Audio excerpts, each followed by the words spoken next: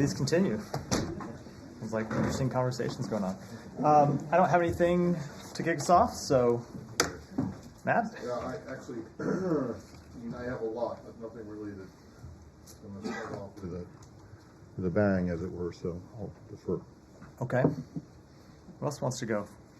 Any update on hostages, movements, ongoing negotiations, anything? I don't have an update on hostage negotiations. I think, as you know, I've been reluctant to talk about the status of negotiations from this podium because it has been our position that anything that we say about hostage negotiations can jeopardize our work to try to secure the release of hostages. So I don't have anything to say other than that it continues to be a top priority for everyone in this administration. The Secretary has had a number of calls about this very matter with his foreign counterparts in the last few days, and of course it was a subject that he worked on a great deal during his recent travel to the region, but I don't want to discuss any details. Any word on the sanctions waiver expiring today for Iran?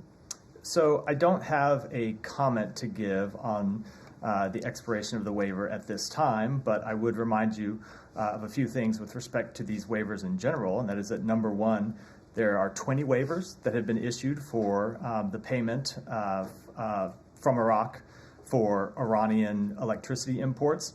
They go back to 2018. They started during the Trump administration. All in each of these waivers, it has been the case that none of this money goes to Iran. It is held in accounts that are restricted, where they can only be used to pay for food, medicine, humanitarian purposes, and other non-sanctionable activities. And it has been consistent with several policies that we have. One, to try to reduce Iran's leverage over Iraq, and two, to try to wean Iraq from Iranian energy independence. We've had a number of policies we've worked with to try to ensure their energy independence, but in the meantime, they continue to buy Iranian electricity, and so we have in the past, as has the Trump administration, issued waivers to allow these funds to move to restricted accounts where, as I said, they can be used for humanitarian and other non-sanctionable purposes. Is there any concern about the potential optics of, I guess, extending a sanctions waiver while Iranian proxy groups are attacking U.S. assets in the Middle East? We don't worry about optics, we worry about reality. And the reality is that these funds, as I said, can only be used for humanitarian and other non-sanctionable purposes. And when it comes to holding Iran accountable for its destabilizing activities, I would remind you that we have imposed more than 400 sanctions on Iran since the outset of this administration. In the past few weeks, we have taken a number of actions to ensure deterrence and to, the Pentagon has conducted strikes against Iranian-backed militias, and we will continue to hold Iran accountable for its destabilizing behavior in a number of manners. Sorry, Yeah, Matt. go ahead. You don't worry about optics, you worry about reality. Aren't optics reality? No. They're not? I mean, we're going to get into a bit of a metaphysical debate, but I would say I'm not going to. Get to a specific question about this, but what you see is what you get. That's reality, right? No, I would say what you see is what you get. What the optics, in the term I mean the optics, is people taking this and misinterpreting it and saying it's something that it's not, which is what's happened in the past when it come to these waivers. And I'm making very clear that these waivers are something that have dated back to the Trump administration. What is it? What is it that it is not? What are you saying it isn't? I will say what it is, and I will let those who tend to talk about these waivers over and over again, they can speak for themselves. Well, okay. Are you saying that this is an absolute straight-up renewal of what has been done in the past, and there are no changes to it? It doesn't allow the Iranians to convert money from Iraqi dinars into euros? So I am not going to speak to a new waiver. One has not been issued at this point. I'm speaking. If we get to the point where we can talk about a new waiver, I'll be happy to come in and talk about the specifics, but all of our waivers in the past have made very clear that the funds are held in accounts, not in Iran, and available only for humanitarian and non-sanctionable purposes. Yeah, but you're saying that should there be a waiver this afternoon, it will be exactly the same? I'm not going to talk about things that have not happened. I'll be happy to. I won't be here tomorrow. I'll be here Thursday. I'd be happy to talk about if something has happened by the next time at this podium. I will be happy to talk about it. All right. And then what about the fungibility argument that you heard a lot with the money from South Korea for the hostages. Why is that argument wrong? So I will say we have heard this a lot, we've addressed it a lot. So with respect to the Iranian regime, it has always funded destabilizing activities. It has done that first and foremost. It's one of its top priorities. It does that whether its people receive humanitarian benefits or not. To the extent that the Iranian people have greater access to food or medicine as a result of money covered by this waiver, that's food or medicine that otherwise would not have been available to them. And I would say, again, this is a policy that goes back to the previous administration. The previous administration apparently decided that it was worthwhile to have this money spent for the benefit of the Iranian people, with whom we have no quarrel. Our quarrel is with the Iranian regime. It's destabilizing activities.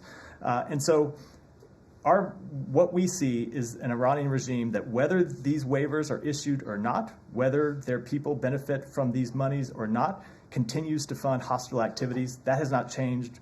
It has not changed going back years. Well, if whether or not they benefit from this money, isn't that the whole point? The whole point is that they're supposed to. But the problem is, and the argument against this, is that the Iranians are going to spend the same amount of money on their people as they did before, but now they've got another 10 billion or so. So I don't accept that argument. What we believe inside you know what the Iranians are doing? What we believe is the Iranian regime is going to spend the same amount of money on destabilizing activities, because it always has, and we will take actions to hold them accountable for those destabilizing activities, as we have from the beginning of this administration. What we have seen is that when these waivers have been issued, that money has been used for the benefit of the Iranian people, period. Yeah, and then the money that they had inside of Iran that would have been spent on this is then freed up. You are making an assumption that the Iranian government.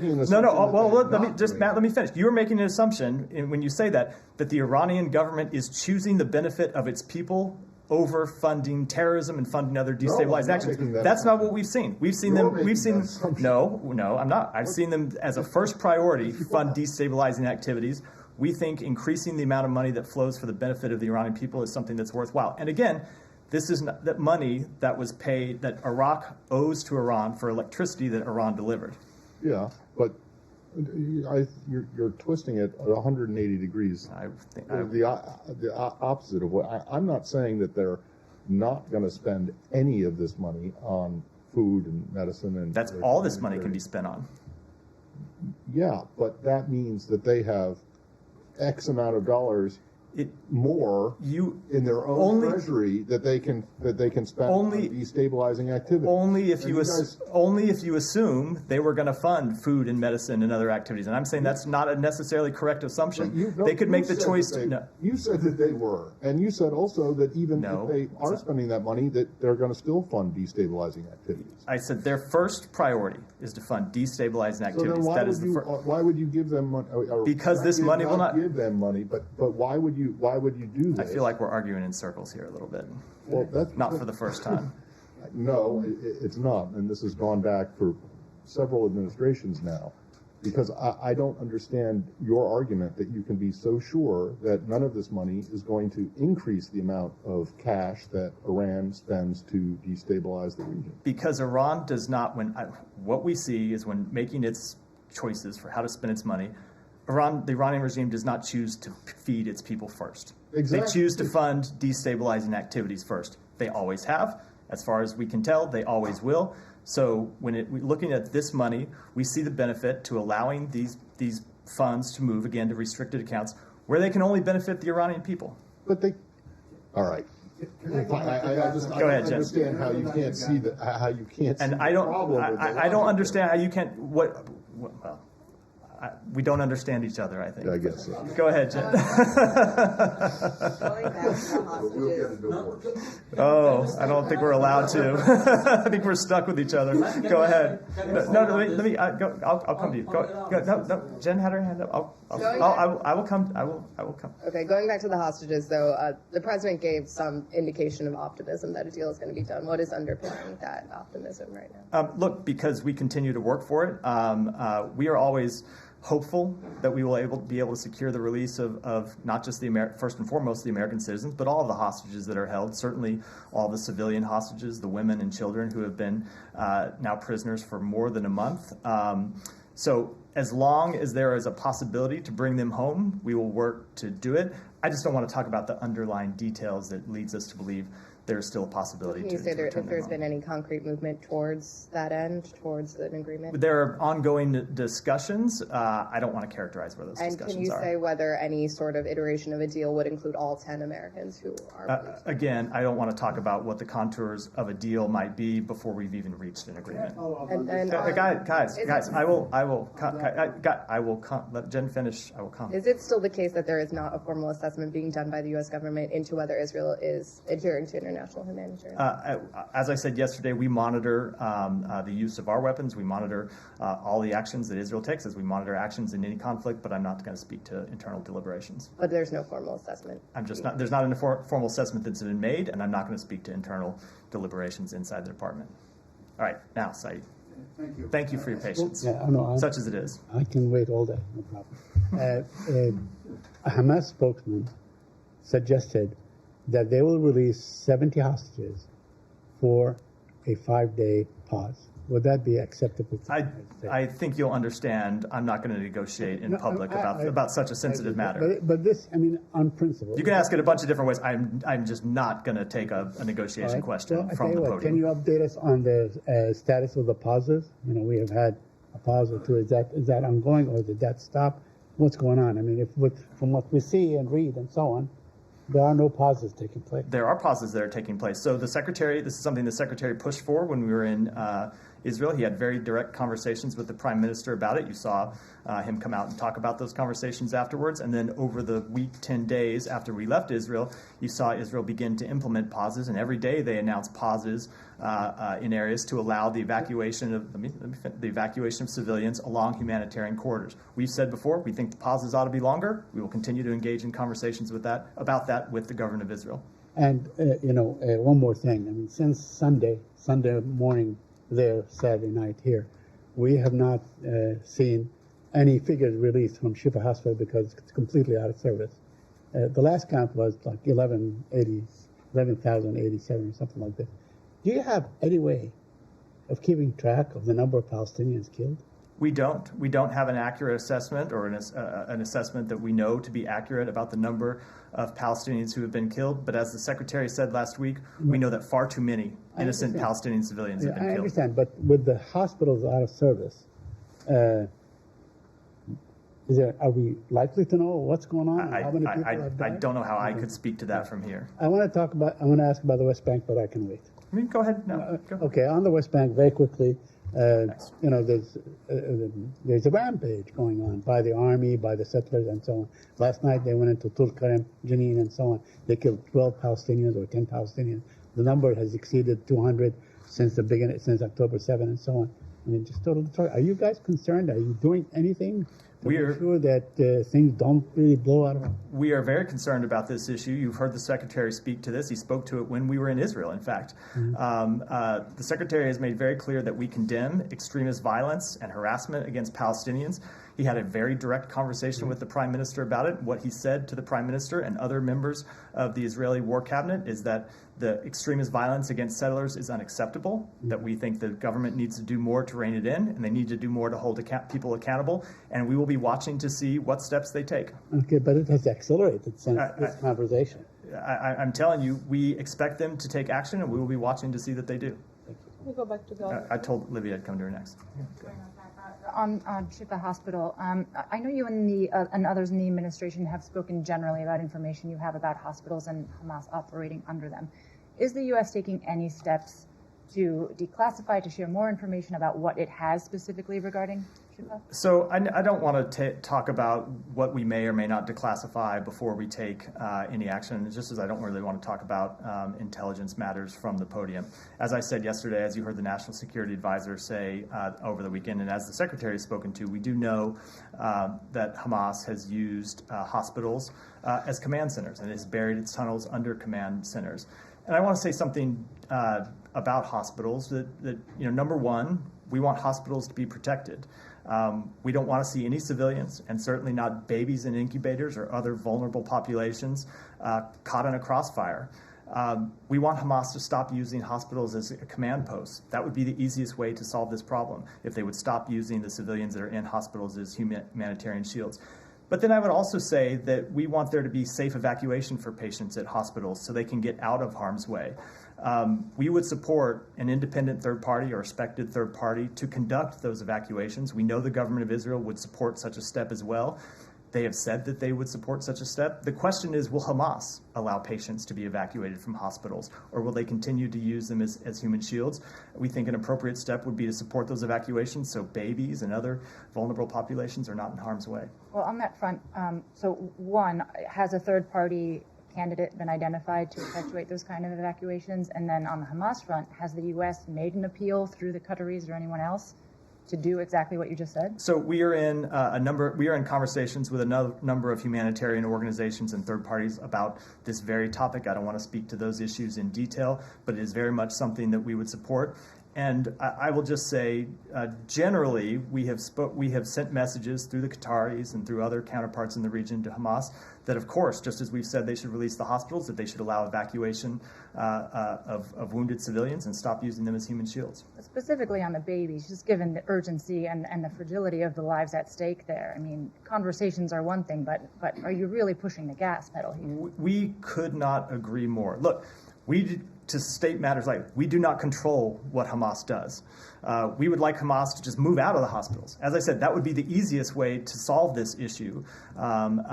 But absent that, if they refuse to remove their command centers from hospitals, as they seem likely to do, they've been burying their command centers under hospitals for years, the step that we think would be appropriate for them to take would be to allow evacuation. And yes, we would very much encourage them to do. Will they do it? We have seen them, one of their prime strategies has been to use civilians as human shields, not just in hospitals, but in other civilian infrastructure throughout Gaza. So we would certainly hope that they would. And if they don't, I think it speaks to their true motivations here. I have another question that's in the region, but sort of ancillary to everything that's going on. So I can pose it, or you can come back. We'll come back. Okay. Thank you. On hostages, I know you don't want to talk about details, but some of the information that was leaked out, that basically they will release 80 women and children in return for women and Palestinian children who are in Israeli jails. Can you take this question? If you don't know the answer, please. Can you please tell us if you're aware that Israel is holding Palestinian children in jail? Take the question. Verify it. So I am just not going to speak to hostage negotiations with respect to that factual question. That's a question for the government of Israel. But as it relates to hostage negotiations, I'm not going to speak to that at all. Okay. The Israeli Foreign Minister said that the Secretary General, Mr. Antonio Guterres, is not qualified to lead the UN or the world. Do you agree with him? And how do you differentiate between somebody who is obviously being critical of Israel and people who are going to be labeled as anti-Semitic? How can we have this debate where there's legitimate criticism of Israel and not be put in the category that people are anti-Semitic? So with respect to the first one, I will let the foreign minister speak to his own comments, but I'll say we support the work that the UN has done to get humanitarian relief into Israel. We'll continue to work with the UN and its various agencies to try to get relief into Israel, and that includes with, of course, the Secretary General. And with respect to the first question, of course, legitimate criticism of Israel is appropriate, just as criticism of any government is appropriate. We welcome criticism of our government. I won't speak for other governments. Obviously, many governments don't welcome such criticism around the world, but that's a different matter than anti-Semitism, which we very much abhor and condemn. And finally, there's a lawsuit, I don't know if you're aware of it, against the Secretary of State, the President, and the Defense Secretary in New York. It was filed yesterday in a federal court, and they're saying basically that they failed to prevent and aid in genocide in Gaza. Are you aware of this? I've seen the litigation, but I won't comment on litigation. I'll refer that to the Justice Department for comment. Thank you. Go ahead. The House looks set to vote on a budget today without any aid for Israel or Ukraine. How concerned are you about that, and when does this become critical? So we are at a critical point with respect to aid to Ukraine. The Pentagon has said publicly that they have exhausted somewhere around 95% of their funds to provide security assistance to Ukraine, security assistance that's very important. We think it's urgent that the House pass the supplemental requests that we made, not just to fund security assistance to Ukraine, not just to fund security assistance to Israel, but also to fund the humanitarian assistance that we have requested for the people of Gaza, which we think is critically important both for their safety and well-being and for Israel's long-term security interests. In fact, Assistant Secretary Barbara Leaf is headed back to the region. Any particular message she is carrying on behalf of the Secretary? I think you'll see her continue the work that the Secretary launched in his 2 trips to the region, trying to achieve many of the same objectives. One, to ensure that Israel is able to defend itself against terrorism while respecting humanitarian law, that we are trying to secure the release of hostages, that we are trying to secure the delivery of humanitarian assistance into Rafah, and facilitate the departure of American citizens from Rafah. There are now over 600 American citizens and lawful permanent residents and their family members who have departed Gaza through Rafah Gate. There are a little under 1,000 that we know of that are left now, whose departure we hope to facilitate over the coming days, should they wish to depart. And of course, you will continue to work to try and prevent the conflict from spreading, which has been one of our top objectives from the outset. Thank you. And back to Iran. I want to bring up a quote from the Secretary this morning. He said in a statement that Iran's support, primarily through IRGC, enables Hamas and PIJ's terrorist activities, including through the transfer of funds and operational training. I assume you still stand by this statement. And if that's the case... Absolutely. And I think you're referring to a statement he made imposing sanctions on Hamas to prevent it from accessing the financial system, which is the exact kind of sanctions we have imposed on Iran over 400 times in this administration to prevent them from conducting these destabilizing activities. But the argument is that aren't we deluding ourselves when expecting that a terrorist regime, I should say, of that nature, when it gets its hands on $10 additional billion, will act differently? So I think you were misstating several facts. They get their hands on $0 additional dollars as a result of these waivers. Again, none of these funds are sent to Iran. They are held in third-party accounts outside Iran and can be used only for humanitarian and other non-sanctionable purposes for the benefits of the Iranian people. But there is no concern whatsoever on your end that Iran might get emboldened by this action. You think Iran is going to get more emboldened than it is already because of this action? These are sanctions that have been these are waivers that have been issued going back to 2018. We have seen Iran continue its destabilizing activities throughout that time, just as they did before the Trump administration issued the first of these waivers in 2018, which is why we have held them accountable through strikes against their proxy militias in the region and through the sanctions I just referred to, as well as a number of other measures. Can you please come back to more Russia later? I think you're about to. Well, no, I'm not going to. I just do not understand why it is that you're so, single-mindedly refusing to understand at least the argument that this money is going to be able to be used by Iran, and that when they do use it, and they use $1 million to buy medicine of this money, that frees up another $1 million that they would have had to spend on this, without the sanctions waiver. I understand, and they can use that to. I understand the argument. I don't agree with it, and here's why. If they were sitting on that $1 million, they would use it for their destabilizing activities to fund terrorism and deny medicine to their people. That's the point I'm making.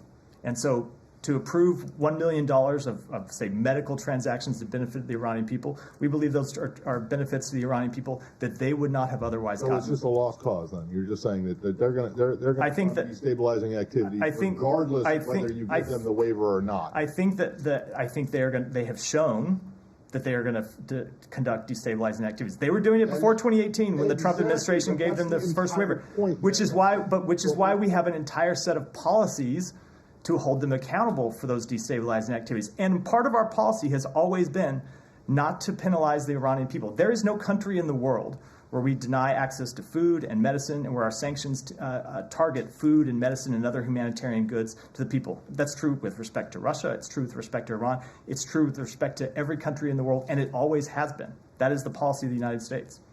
Matt, on this, what about the timing? the waivers timing? And second, did Iran help in preventing Hezbollah from launching a full war against Israel? And third, did Iran receive the $6 billion that South Korea transferred to it through Qatar? So 3 things. Again, on the timing, a waiver hasn't been issued at this point. I'll be happy to talk more about a waiver if and when it has been issued. But the timing is that the previous waiver expires today. So that's the with respect to timing. With respect to Hezbollah, I won't speak for what actions Iran has taken. I will speak for the United States, and we have sent very loud and clear messages that we think that any party hostile to Israel should not enter this conflict. We have sent public messages to that effect. You've seen the president speak to it, and we have sent private messages to that effect, and we hope that they will be received. And if they're not, we will be prepared to take action. And with respect to the third question, it's my understanding that none of that money has yet to be spent. And did you ask Iran to ask Hezbollah not to launch a full war on I'm just not going to talk about messages other than to say that we have made very clear publicly and through private channels that no party should escalate this conflict. Different subjects. Sorry. No. We need to do more on Could we talk, just get an update on the Russian-American journalist for Radio Free Europe, Radio Liberty, Alsu Komasheva? Her husband is calling for her to be designated as wrongfully detained. Can we expect such a designation? You know, in the case of Evan Gershkovich, also detained in Russia, it happened within, I think, 10 or 11 days. You know, what's the hold-up of getting a determination? So I don't have any update. We continue to request consular access for her, and it has not yet been granted. And I would just say with respect to wrongful detainees, every circumstance is different. We look at each of these and try to make a determination as quickly as we can, but we have to gather all the appropriate facts before making a determination. And I don't think anyone should read into the amount of time it takes in one case versus the amount of time it takes in another case, what our determination is going to be or what our priority is going to be. It's just that every circumstance is different. So is it, just to confirm, there is a process underway to determine yes or no? I don't want to speak to a formal process, but we always look at these cases overseas and determine whether we should make such a determination or not. And you haven't had any consular access? We have not. Haven't been formally informed of her detention? As far as I'm aware, it's possible the embassy's had something today that I'm not aware of, but as far as I'm aware, we have not. No. In a similar vein, is the department offering any guidance on the situation of Turkov, the Princeton researcher? Video of her surfaced yesterday. Has the U.S. authenticated that video in any way? So we've seen the video. I don't think we have any way to authenticate it, but we strongly condemn her abduction as we have before. We know she was conducting research in Baghdad at the time of her abduction. She's affiliated with a higher education institution in the United States. And I would just say, as is always the case, when you have hostage videos or videos of people that have been abducted, you should not take the claims made in those videos at face value. And you have to consider the source of those videos and understand that their captors may have ulterior motives, to say the least. All right, go ahead. A big part of this war is misinformation, which is spreading widely across social media. Yesterday, the IDF spokesman posted a video in the basement of Rantisi Children's Hospital pointing to a random calendar, and he said that this is evidence of hostage keepers and terrorist names, and it was debunked and showed that it was like a regular calendar. More of these are being spread, like a nurse being said that she was in the hospital, and it was later debunked to be like an Israeli actress. Does this administration examine misinformation widely spread, especially from the Israeli part? Because we heard here on this podium repeatedly you saying that the number of killed was 1,400 when it was 1,200. Do you ask and look into these information and evidence, or do you believe them blindly? We look at a number of different claims. I don't know if that information about the calendar has been debunked. I read in a prominent American newspaper today that, in fact, it showed on that calendar used the name for October 7th that Hamas uses. I have no way to. Hold on. Let me just finish. Let me make my point. I have no way of either verifying or debunking that information, and it goes to the point. So please, I did not interrupt you when you're asking a question. There's plenty of time for people to ask questions. It goes to the point I was making yesterday, that in the fog of war, from thousands of miles away at the podium, I have no way to independently adjudicate the various claims that are being made. I will come back to the core principles that we state, which is that we expect Israel that we expect Israel to operate with respect to humanitarian law. And I do want to restate the broader point with respect to hospitals that I said earlier, which is Hamas has long used hospitals as command centers. I can't speak to every individual claim. I'm not going to speak to intelligence that we have, and I can't adjudicate the various pieces of information from here when I'm thousands of miles away. But I think it's fairly well known, and if not accepted, I would hope it would be, that Hamas uses civilians as human shields. And I'm a little surprised that there are people that continue to challenge that claim, despite the evidence going back years, from well before October 7th, that Hamas has used mosques and schools and other civilian infrastructure as infrastructure for its own terrorist purposes. Yeah, but my question is about misinformation. Like we heard a lot of recordings that you can see the accent. It's not like a proper Arabic accent. We've seen the calendar that is like so easy to know that it's dates, it's days. It's not anything. There's nothing on it.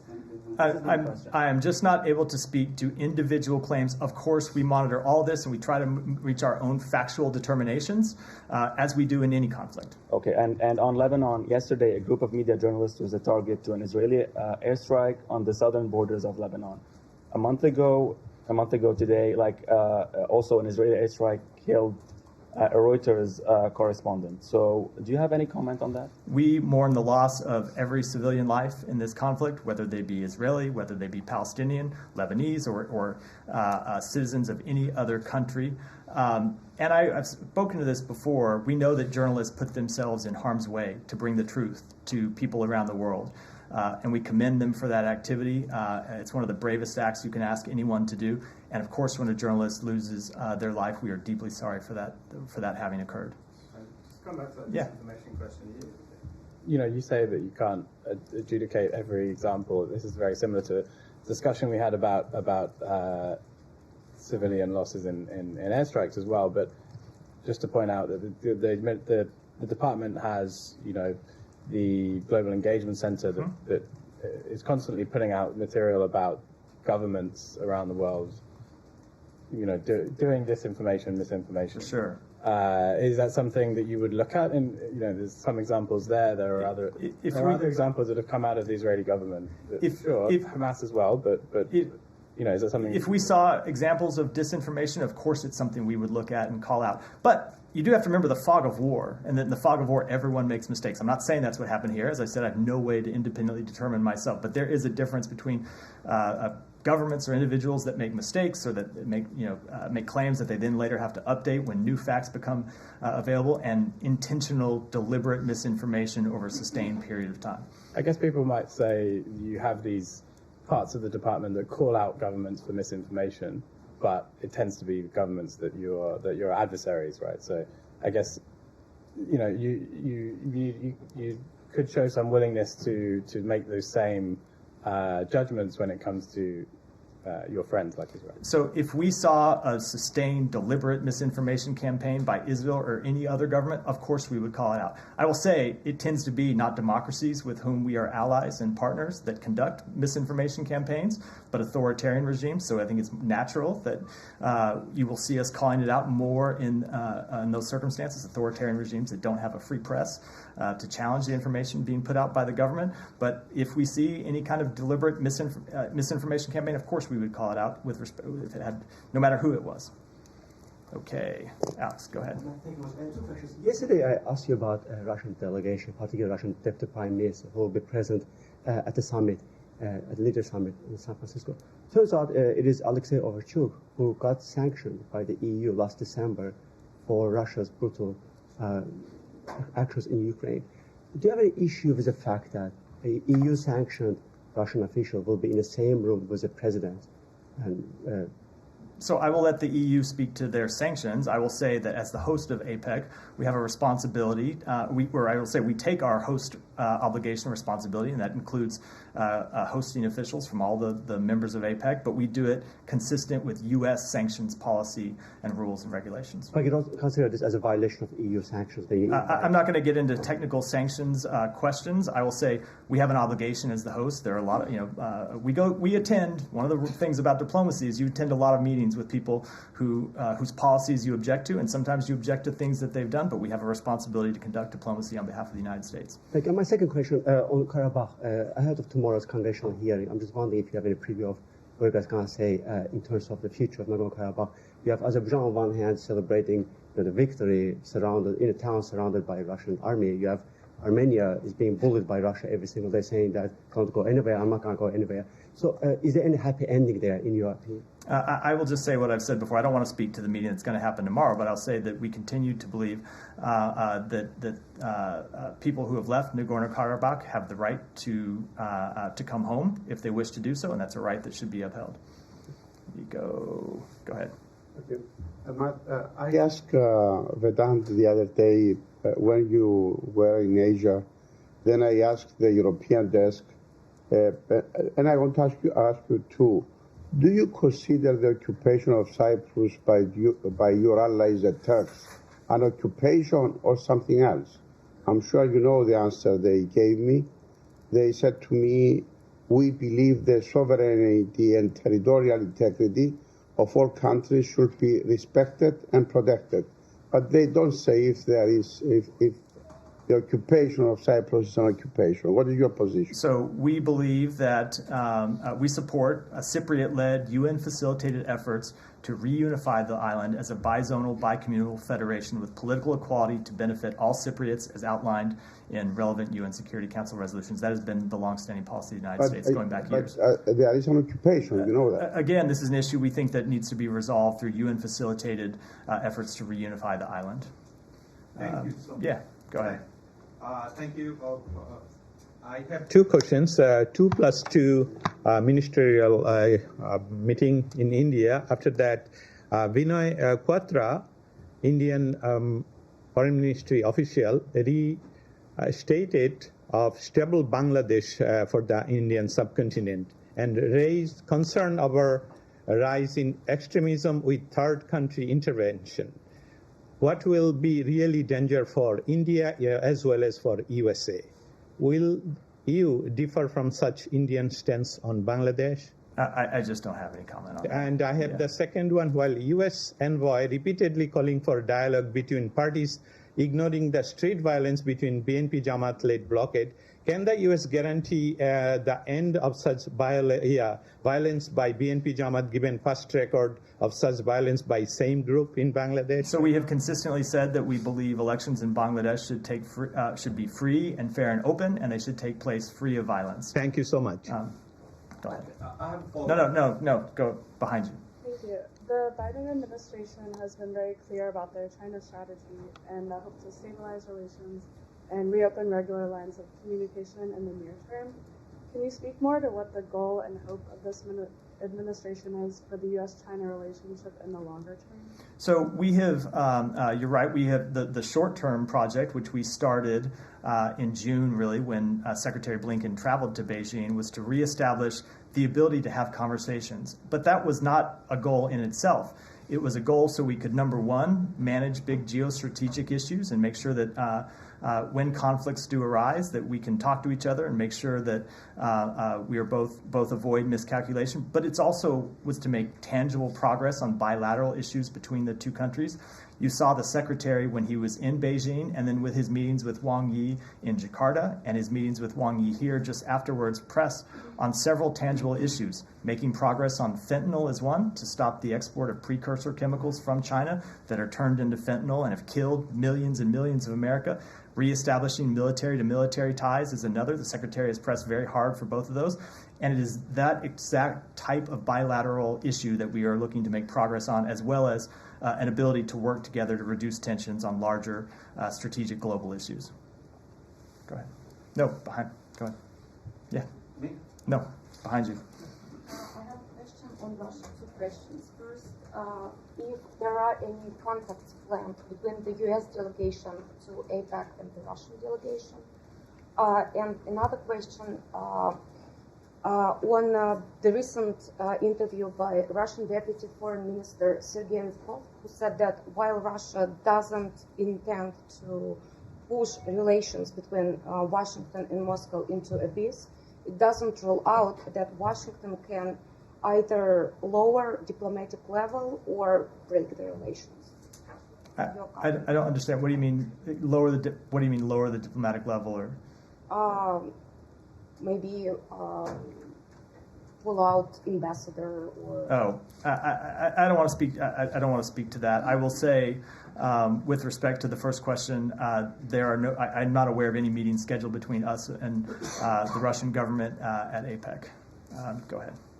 Thank you. Speaking about preventing destabilizing activities, 45 members of Congress have sent a letter to Secretary Blinken asking him to put pressure to Turkey about stopping facilitating Hamas. We know your position that you have expressed it to the allies that you don't want them to support Hamas. My question is, have you taken any action to ensure that a NATO member like Turkey will not support a terrorist organization that at the very right moment is attacking a major ally like Israel? Let me say two things. Number one, we have made very clear our position that there can be no more business as usual with Hamas since October 7th. We have long designated Hamas as a terrorist organization. There are other countries that continue to conduct conversations with them and have relationships with them, and we have made clear the position of the United States, which is that there shouldn't be such business as usual moving forward. At the same time, we have recognized that Hamas continues to hold American citizens and citizens of Israel and citizens of Thailand and citizens of other countries as hostages. And it's useful for countries that have relationships with Hamas now to use those relationships to try to get hostages released, just as it's useful to use those relationships to try to get Rafah Gate reopened, which we have done to get humanitarian assistance in and to flowing to get American citizens and others the ability to leave. But long-term, our position is very clear that there can be no going back to the days before October 7th. And Jen, and then we'll close out. We're told there were migration talks between the U.S. and Cuba here this week. Is there anything you can share on that? I'll have to take that back. I'm not aware. Yeah. Two widely divergent things. One, just on the whole dissent issue. The Secretary's department-wide note, saying yesterday, was that written or sent out of concern that things are kind of spiraling out of control, or was it simply because it was the first work day since he got back the trip? And it was. What is the concern? It was sent because it's the second of two emails. The first one was sent after his first trip to the region when he came back and updated the workforce on the work that he was doing and what our policies are and what we were trying to achieve and what he was trying to achieve through his travel through the region. And because this is such an important piece of diplomatic work to the department that touches not just one bureau in the department, but multiple bureaus, thought it was appropriate after the first trip to send an update and thought it was appropriate after the second trip to do the same. And of course, he did address in that email all the issues underlying our policy and made clear people understood what our policy is, just as he has done in meetings he's had with a number of different employees in the department. So there's not a particular concern that the unity or cohesiveness of the building is being shredded. No, as I said yesterday, we think that the diversity inside the department is actually a strength, not a weakness. Okay, and it's still your understanding that there's only one person who has resigned as a result of the in protest over the. As far as I'm aware, the one resignation that's been very public is the only one that I am at least aware of, or that with respect to our policy. Okay, and then on a completely different subject, today in San Francisco, and I think it might have already happened. The Secretary was meeting with the Japanese and the South Korean. I think it hasn't happened. I think it's later today. Oh, okay. Well, I'm just curious. Is that just because they're there? Because he just met with them. This is to conduct a trilateral. He met with them separately last week. This is to conduct a trilateral meeting as a follow-on to the summit that the President held at Camp David in August. And are you expecting anything to come from this, or is it just kind of like a signals check? I think we'll talk about a number of issues that are important in the relationship. We may have some announcements coming out of it. Stay tuned. We may. Yeah, just stay tuned. All right. Thanks, everyone. Thank you.